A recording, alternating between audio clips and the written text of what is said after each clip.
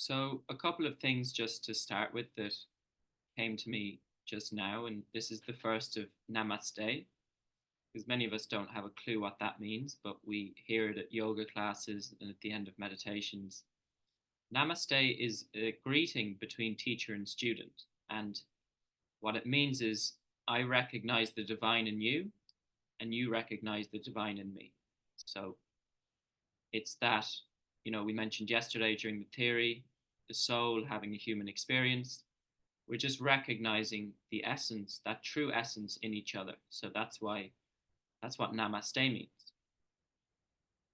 Then, I mentioned today the breath practices. These are also, as you might have heard me say, pranayama.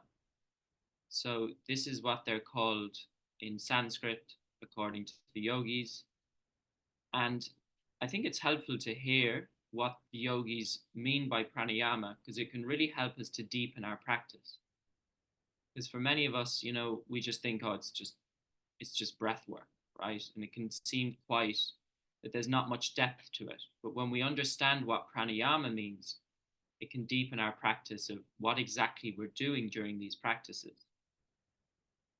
And pranayama, so prana is a translation for universal life force energy.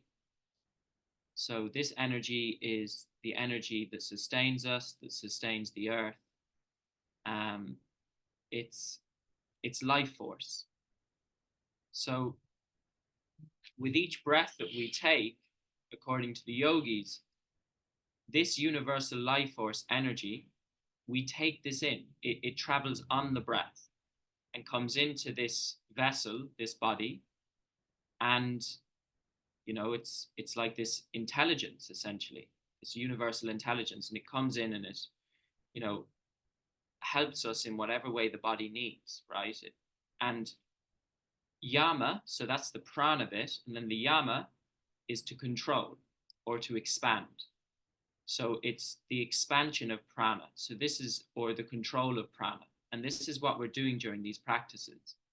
So just to understand that at a much deeper level, you're working with universal life force energy. It's not just the breath. It's it's a lot deeper than that with each of these. And the inhale has certain qualities. The holding of the breath, the top of the inhale has certain qualities. The exhales have certain qualities, and the exhale retentions have certain qualities. And the inhale has this rejuvenating, revitalizing, energizing quality to it. The inhale retention is connected to empowerment, right? So you might notice you might have a bit of a struggle with that, maybe. Maybe the inhale retention is hard. This is connected to our personal empowerment.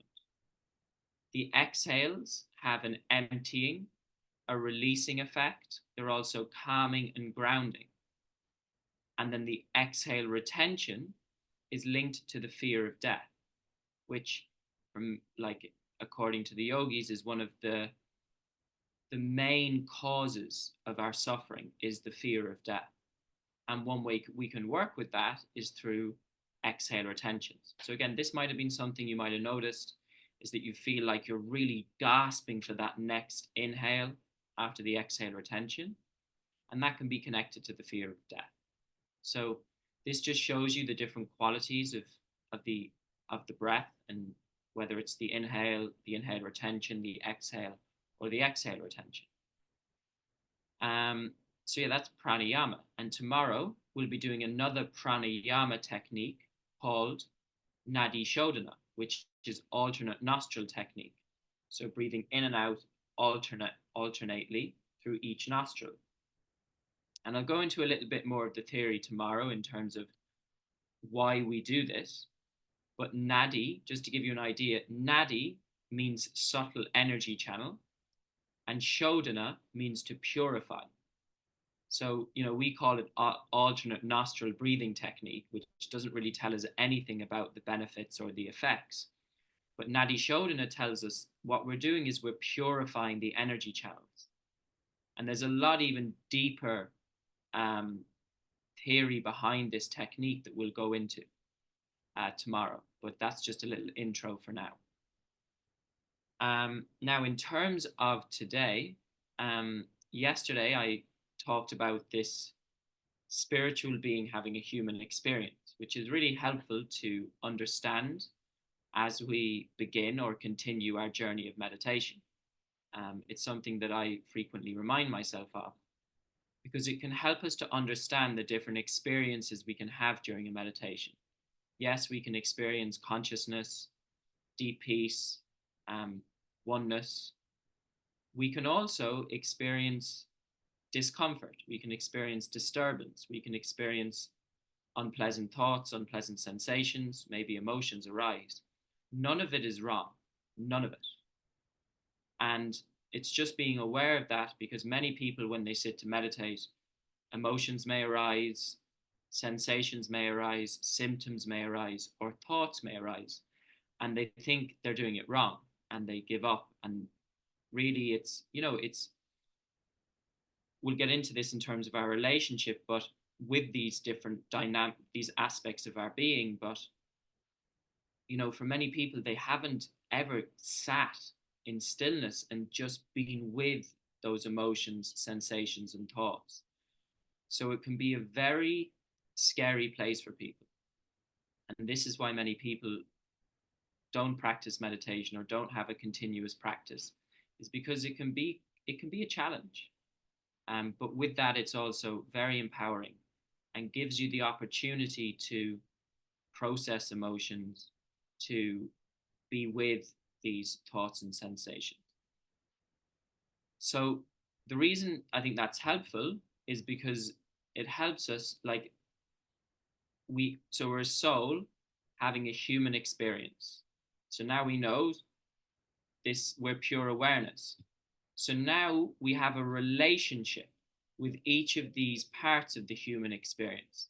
We have a relationship with our emotions, a relationship with our thoughts, a relationship with sensations, a relationship with symptoms, right? We have a relationship with all of them.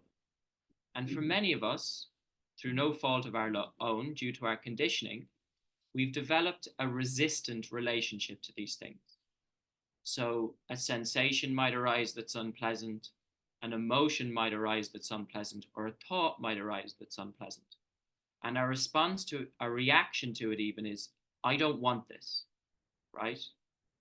I've got better things to do than having to, than this emotion, this sensation, or this thought. I don't need it now. I don't want to feel this way. I don't want this.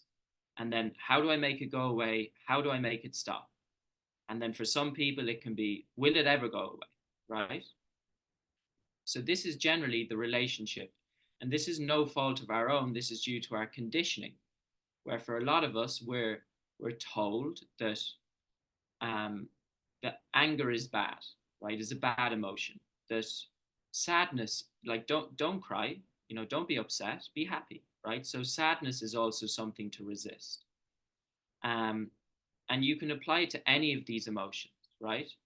So we build up this relationship with them that isn't so harmonious, right? It's one of resistance. So these thoughts, emotions, or sensations, or even symptoms arise, and we resist them. And symptoms is particularly one that we would, you think of someone who's ill or has a cough or a cold. It's immediately a war against that disease, right? Where we resist it. But for me, when I experience disease myself, or I see someone else who's a cough or a cold or whatever it might be, what really it is it's an opportunity to upgrade. It's not something to fight or resist, because whatever we resist persists, and we actually strengthen it. So actually, whether we have a cough, a cold, digestive issues, headaches, pain in the body, the most effective way to heal is to embrace it exactly as it is. Just embrace that sensation. It arises and passes away. And this is the same with emotions. Like, the logical human thing is, if I tell it to stop, if I fight this enough, it will go away. But it's just not how it works. Resistance only strengthens it. So it's actually just by surrendering to it, embracing the emotion exactly as it is.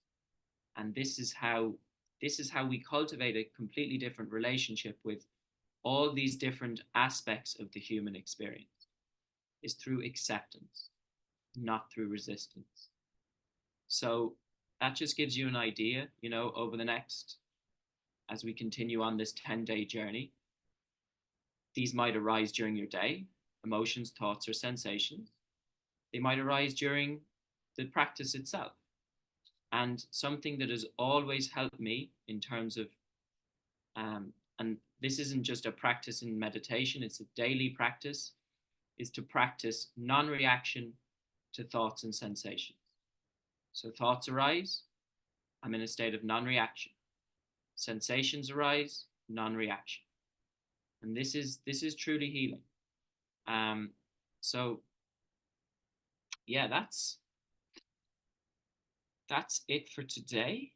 Um, yeah, just that relationship to each of these aspects of being human. And you can notice them, if you want to, over the next 10 days, journal and see where you're in that state of resistance to any part of the human experience.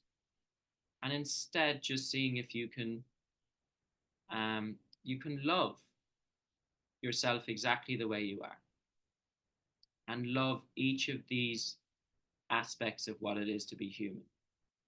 And that is simply embracing your humanity. Thank you.